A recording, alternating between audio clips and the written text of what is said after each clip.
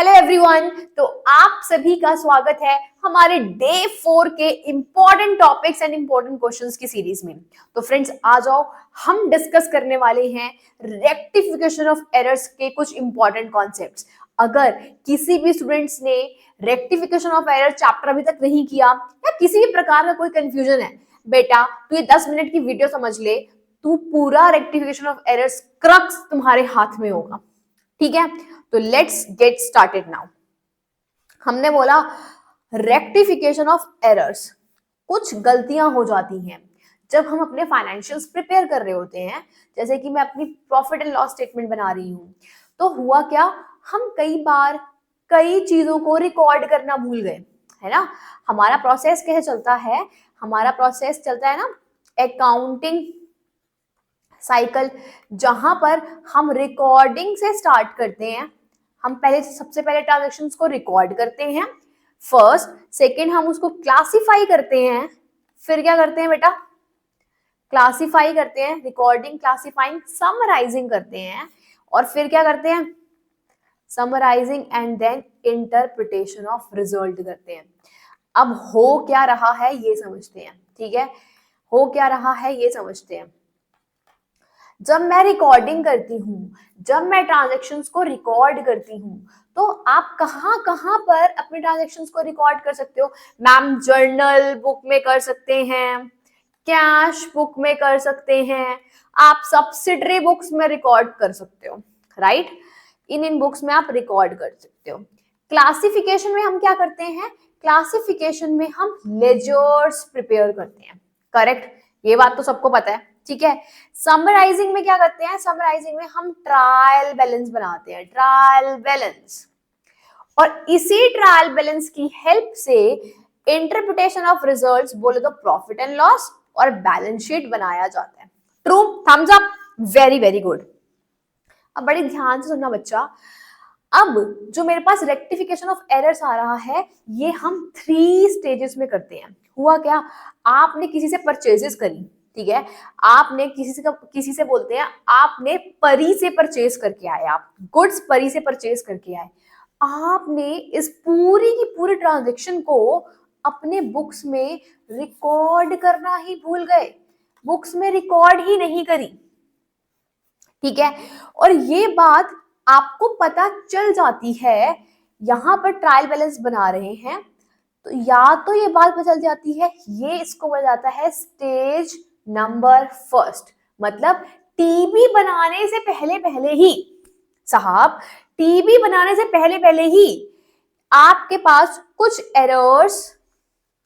Errors आपने detect कर ली, ठीक है। फर्स्ट ये होती है स्टेज नंबर फर्स्ट, जो एरर आपने डिटेक्ट कर ली टीबी से पहले पहले।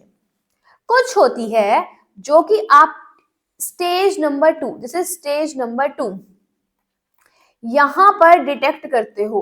मैम अच्छा, ये बात, इसका मतलब हम टीबी बनाने के बाद पता चलती है कि ये हमारे पास एरर्स हुई थी, अब उनको करेक्ट करना है। कुछ ट्रांजैक्शंस ऐसी होती हैं जिसका डिटेक्शन होता है after making profit and loss and balance sheet. मतलब बेटा साल ही खत्म हो गया है, बेटा साल ही खत्म हो गया है, हाँ बेटा हाँ साल ही खत्म हो गया है, नेक्स्ट ईयर में जाकर पता चल रहा है अरे अरे पिछले साल तो हमने इस चीज को बुक्स में रिकॉर्ड ही नहीं करा, अब क्या करें। तो इन तीनों की तीनों स्टेजेस का रेक्टिफिकेशन इस रेक्टिफिकेशन ऑफ एरर्स चैप्टर में बताएंगे आपको। तो स्टेज नंबर फर्स्ट, टीबी से पहले ही पता चल गया, ये गलती थी। स्टेज नंबर 2, टीबी के बाद पता चला। स्टेज नंबर 3, नेक्स्ट ईयर पता चल रहा है, साहब कब पता चल रहा है, नेक्स्ट ईयर, ठीक है। तो अब देखते हैं तीनों स्टेजेस में ट्रीटमेंट क्या होगा। आ जाओ, मैं यहां से इसको हटा रही हूं, ठीक है। स्टेज नंबर फर्स्ट मेरे पास आती है, स्टेज नंबर फर्स्ट, इसका मतलब ऐसी गलतियां, ऐसी एरर्स जो कि बिफोर मेकिंग ट्रायल बैलेंस ही डिटेक्ट हो गई, बिफोर मेकिंग ट्रायल बैलेंस ही डिटेक्ट हो चुकी है। अब देखो बेटा, गलती होती है 2 तरीके की, गलती होती है 2 तरीके की।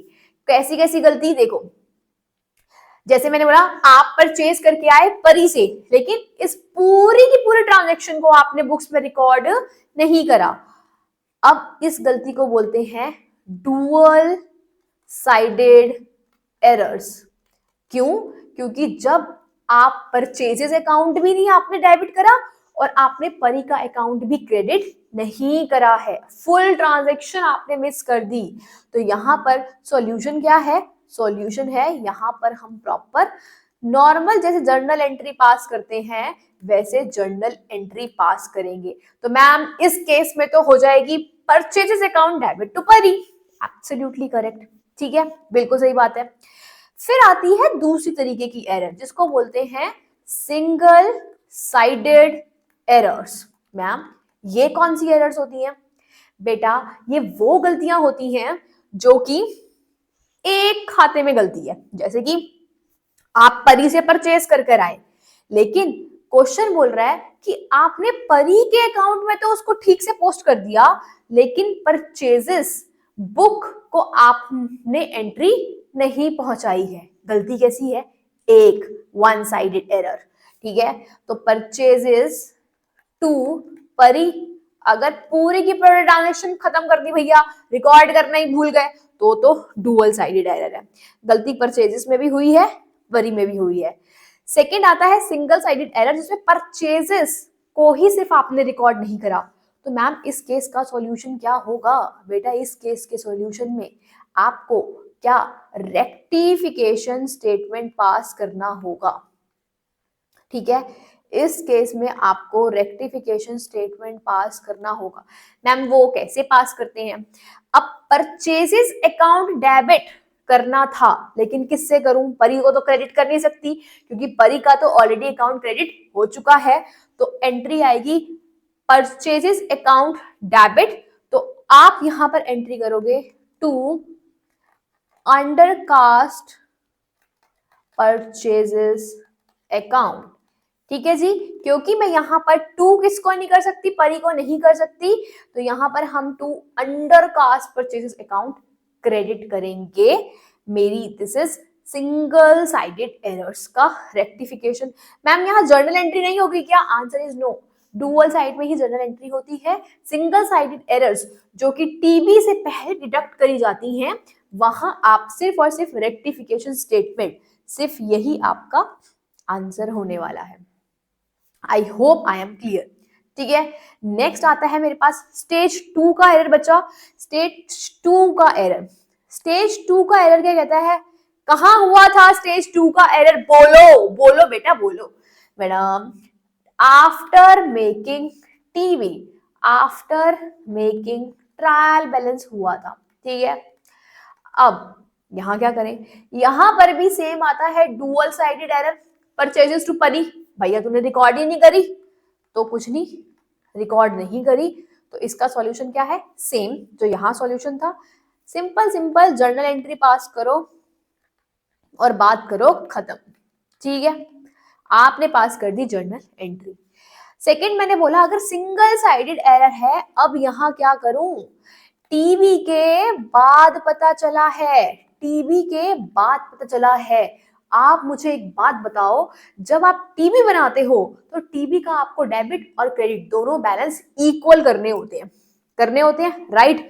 अब यहां पर हमने टीवी मैच नहीं कर रहा था, हमने सस्पेंस अकाउंट डाल दिया बैलेंसिंग फिगर में। यही करते हो टीवी में, सस्पेंस में डाल देते हो। तो यहां वो सस्पेंस क्या है? खोजना है जिस अमाउंट को, फाइंड आउट करना है कि गलती का आंसर कैसे ठीक होगा। तो आज जब मेरे पास सिंगल साइडेड एरर होती है तो मैं एंट्री क्या करूंगी? Purchases account debit to suspense, क्यों? क्योंकि मैं ऑलरेडी सस्पेंस अकाउंट टीवी को डेबिट और क्रेडिट मैच कराते समय क्रिएट कर चुकी थी, इसलिए आज मैं सिंगल साइडेड एरर्स को सस्पेंस अकाउंट से जर्नल एंट्री पास कर खत्म कर सकती हूं। ये काम मैं नहीं कर सकती थी अगर मुझे वो एरर टीबी से पहले पता चलता, क्योंकि अगर कोई एरर आपको टीबी से पहले पता चल रहा है और वो सिंगल साइडेड एरर है तो भाई सस्पेंस में तो तूने डाला ही नहीं ना अमाउंट, जब तूने सस्पेंस में डाला ही नहीं, इसीलिए हम वहां पर क्या पास करते हैं, रेक्टिफिकेशन स्टेटमेंट। लेकिन जब आफ्टर टीबी बनने के बाद होता है तो आप डिफरेंस ऑलरेडी सस्पेंस अकाउंट में डाल चुके हो, इसलिए यहां पर प्रॉपर जर्नल एंट्री पास करी जाती है। Clear? Clear, very good, very good, thumbs up. Next आता है मेरे पास stage number 3 and the important stage. Stage number 3, sir यहां कब पता चल रही है आपको गलती?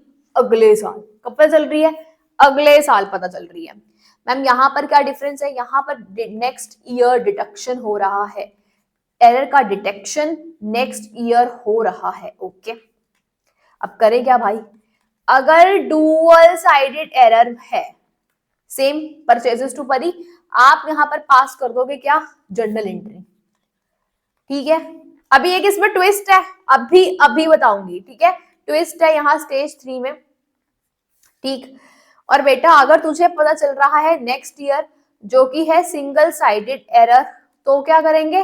तो आप सस्पेंस अकाउंट से ही एंट्री करोगे, जैसे आपने यहां करा, जैसे कि परचेजेस टू सस्पेंस, आप सस्पेंस अकाउंट से ही एंट्री करने वाले हो। मैम फिर तो स्टेज 2 और स्टेज 3 तो सेम हो गई। नहीं, रुको बेटा, रुको, अरे रुको, अभी पूरी बात सुनो। ठीक है, अब स्टेज 3 का ट्विस्ट क्या है? देखो साहब, आपको नेक्स्ट ईयर डिटेक्ट हुआ है कि आपका एरर था कहां, प्रीवियस ईयर में। ठीक है, देखो हमने बोला ये गलती हमें पता कब चली, ये गलती हमें पता चली लेट्स सपोज 2020, ये था मेरे पास 31 मार्च 2021। ठीक है, हमें पता चली यहाँ पर समवेयर 30 जून 2021 को हम यहाँ की अकाउंटिंग कर रहे थे और हमें पता चली गलती यहाँ चल गई। भाई क्या हुआ जल्दी? अरे पिछले साल तो मैंने क्या किया था, परी से तो परचेजेस करी थी। अरे यार यहाँ पर मैंने परी से परचेजेस करी थी, एंट्री होनी चाहिए थी इस साल में, पिछले साल होनी चाहिए थी एंट्री, परचेजेस टू परी साहब इस साल एंट्री होनी चाहिए थी, इस साल नहीं पिछले साल ही एंट्री होनी चाहिए थी। अब हम आके खड़े कहाँ हो गए हैं? 2021 में। हम देख रहे हैं ओ एंट्री तो रिकॉर्ड ही नहीं करी। सोचे जा रहे हैं हम सोचे जा रहे हैं अरे भाई एंट्री तो रिकॉर्ड नहीं करी, अब करें क्या? ना हंस पा रहे हैं ना सहम पा रहे हैं, हम एकदम शांत, करें क्या? हमने एंट्री कर दी परचेजेस अकाउंट डेबिट टू परी, इस ईयर में कर दी परचेजेस अकाउंट है। हमने कहा अरे जनरल एंट्री करते हैं तब नहीं कर रखी थी। बड़े ही ध्यान से सुन लो, आपने परचेजेस अकाउंट को डेबिट कर दिया इस 2021 में। हुआ क्या? क्या हुआ? आपने बनाया इस 2021 का PNL, profit and loss account, trading and profit and loss account बनाया आपने यहां डाल दी है परचेजेस। बेटा आपने यहां परचेजेस डाल दी है। अब जब यहां पे आप परचेजेस डाल दोगे, परी की परचेजेस थी लेट सपोज 1000, आपका 2021 का प्रॉफिट एंड लॉस अकाउंट का खर्चा 1000 से बढ़ चुका है। आपका 2021 में परचेजेस मतलब एक्सपेंसेस 1000 से बढ़ चुके हैं बेटा, जो कि पिछले साल का खर्चा था, अब करूं क्या? इसका मतलब ये खर्चा अगर मैं इस साल डाल दूंगी तो मेरा नेट प्रॉफिट इस साल का 1000 रुपए से कम आएगा ना कम? भाई इस साल का खर्चा थोड़ी है, इस साल की बुक्स में थोड़ी आएगा खर्चा, पिछले साल का खर्चा है, पिछले साल की बुक्स में जाके डालिए। और इस साल का खर्चा अगर आपने पिछले साल का खर्चा अगर आपने इस ईयर की बुक्स में डाल दिया तो ऑटोमेटिकली आपका प्रॉफिट ट्रू प्रॉफिट रिफ्लेक्ट नहीं करेगा। एग्रीड? ट्रू प्रॉफिट रिफ्लेक्ट नहीं करेगा। तो मैम ये तो दिक्कत हो गई, अब करें क्या? बेटा इसलिए बोला जाता है सिमिलरली अगर कोई इनकम भी थी जो कि आप बुक्स में रिकॉर्ड करना भूल गए, लेट सपोज करो परी से को आपने सेल भी करी थी, ये भी बुक्स में रिकॉर्ड करना अगर भूल गए और अगर आपने इस ईयर के में सेल्स में डाल दिया तो अननेसेसरी आपके प्रॉफिट्स 2021 के इनहैंस्ड हो जाएंगे, जो कि बिल्कुल गलत है, क्योंकि वो पिछले साल की इनकम थी, इस साल की इनकम नहीं है। तो मैम करें क्या बेटा? इसीलिए जब भी आप अपनी स्टेज 3 में कभी भी डुअल साइडेड या सिंगल साइडेड एरर्स में कभी भी आपके पास अगर अकाउंट आ जाता है जिसको बोला जाता है नॉमिनल अकाउंट। नॉमिनल अकाउंट का मतलब सारे के सारे खर्चे या फिर सारी की सारी इनकम अगर इस डुअल साइडेड एरर्स की जर्नल एंट्री में या सिंगल साइडेड एरर्स की सस्पेंस अकाउंट की जर्नल एंट्री में कहीं पर भी आपको कोई खर्चा दिखे, आपको कोई इनकम दिखे, आप उसको सिंपल क्या करोगे? एक न्यू अकाउंट खोलोगे जिसका नाम लिखोगे profit and loss adjustment account. एक न्यू अकाउंट का जन्म होगा, that is profit and loss adjustment account, या फिर हम इसको बोलते हैं prior period items. Prior period items account. तो कोई भी खर्चा दिखेगा आप PNL account, PNL adjustment account डालोगे। मैम इसमें क्यों डाल रहे हैं बेटा? क्योंकि इस अकाउंट में डालने से आपका करंट ईयर का प्रॉफिट इफेक्ट नहीं होगा, ठीक है? तो इसका इफेक्ट हम एट लास्ट देते हैं, अपने डिस्क्लोज करते हैं कि भाई ये चार्ज तो हमने करा है बट ये एट लास्ट चार्ज करा जाता है पीएनएल में, और इसको हम डिस्क्लोज करते हैं अपनी बैलेंस शीट में नीचे कि ये वाले आइटम्स मेरे प्रायर पीरियड आइटम्स थे। तो इसका मतलब अगर मैंने परचेजेस टू परी की ट्रांजैक्शन लेट सपोज रिकॉर्ड नहीं करी थी बुक्स में, तो मेरा ये डुअल साइडेड एंट्री में ये मेरा परचेजेस अकाउंट डेबिट टू परी आएगा, ठीक है? लेकिन मैंने देखा अरे मैम ने बताया था अगर कोई भी अगर एरर डिटेक्ट हो रहा है, कब? बाद में डिटेक्ट हो रहा है इन नेक्स्ट ईयर, तो मैम ने कहा था अगर कोई डुअल एंट्री हो या फिर कोई सिंगल एंट्री हो उसमें कोई भी नॉमिनल एक्सपेंस या इनकम आ जाए, नॉमिनल अकाउंट आ जाए, तो उसको मैं रिप्लेस करती हूँ प्रॉफिट एंड लॉस एडजस्टमेंट से। अब बेटा इसमें आप बता दो ये परचेजेस मेरा खर्चा है, नॉमिनल में आया, तो यहां पर अब मैं परचेजेस वर्ड नहीं लिखूंगी, तो मेरी रेक्टिफिकेशन एंट्री क्या होगी? मैंने इस परचेजेस को रिप्लेस कर दिया है profit and loss adjustment account, ठीक है? मैं कैसे रिप्लेस कर दूंगी? Profit and loss adjustment account debit to परी। Are you getting? तो यहां पर this will be my rectification entry. I hope आपको ये तीनों स्टेजेस बहुत बढ़िया तरीके से समझ में आ चुके हैं, और अगर कहीं पर भी कुछ अप एंड डाउन लग रहा है वीडियो को बैक करो और आराम से जाकर समझो। मैंने बहुत डिटेल में बहुत अच्छे तरीके से आपको पूरा रेक्टिफिकेशन ऑफ एरर्स का क्रक्स डाल दिया बेटा, तो that is very very important. Thank you so much. All the best. Bye bye.